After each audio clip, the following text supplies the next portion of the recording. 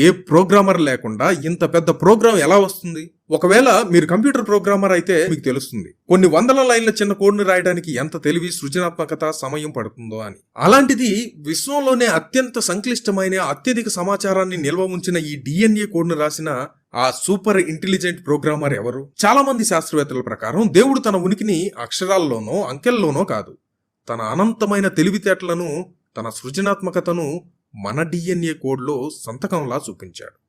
ఇది మన కంటికి కనిపించదు, కానీ అర్థం చేసుకుంటే అనుభవంలోకి వస్తుంది. ఈ అద్భుతమైన సంక్లిష్టమైన కోడ్ యాదృచ్ఛికంగా రావడం అసాధ్యం. దీని వెనుక ఖచ్చితంగా ఒక మహా గొప్ప శక్తి, డిజైనర్ ఉండి తీరాలి. ఇదే మన శరీరంలో ఉన్న దేవునికి నిదర్శనం. అయితే ఈ ఆధారాలు, ఈ వ్యాఖ్యానాలతో జ్ఞానం ఎక్కువ అయిపోయిన మనుషులు ఏకీభవించకపోవచ్చు. కానీ దేవునితో ఎవరైనా ఏకీభవించాల్సిందే. మనల్ని దేవుడు సృష్టించాడు అని దేవుడే చెప్తున్నాడు. ఆ దేవుడు